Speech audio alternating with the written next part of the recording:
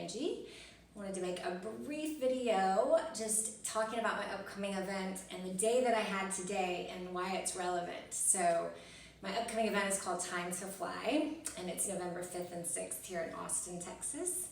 And I woke up this morning with worrisome thoughts and a heavy heart and kind of went into like, I gotta fix it mode, or I gotta figure it out mode. And then I just kind of laughed at myself because I was like, Angie, like this is like all your teachings, right? I get to keep learning what I teach over and over and over again. It's not like graduation where you're done and you've got it, right? Life is ever expanding and challenging and changing and growing. So, you know, my brain says that you got to figure this out. But I know, just like Einstein said, you cannot solve a problem at the same level of consciousness that created it. So all our problems are created in our mind and our resistance to certain things.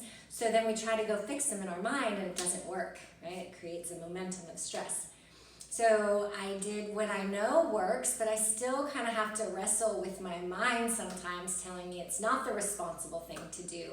The answer is not that it's easy and efforting is getting in the way, that you need to go do something enjoyable or just turn your brain off in some way, right? You can go to sleep, you can be in the flow, you can meditate.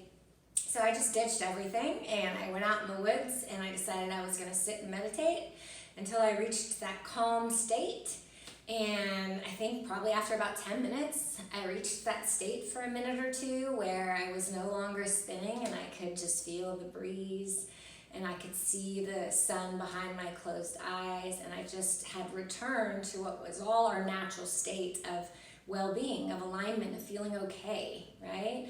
And then I was like, okay, cool. So I'm just gonna get up and see what the rest of this day is like, and just went for a walk in the woods. And oh my gosh, like surrendering effort and really trusting, like really letting go of trying to manage the pieces and the people and the unfolding yields. It's not magical because it's natural, but it feels magical, right? I saw every symbol I could possibly see from the universe. There were heart clouds and heart rocks and holes in the ground in the shape of hearts and graffiti that said, I love you. And I found a dime, which is rare, but that's my symbol of abundance because it's small and it's shiny and you don't see them very often. So then I found a dime out in the woods, and then I found a cardinal that flew right in front of me, which reminds me to love myself, to direct the love back home. I saw a Bud Light can, which is funny because my son, who makes fun of me for all this, came up with a sarcastic symbol, but that's his. And then I saw a roadrunner. So it just went on until I just started laughing and was like, okay, everything's okay. I just need to take my hands off the steering wheel, flow downstream, and trust the universe and receive the infinite guidance and support and love that's always there when we get out of here.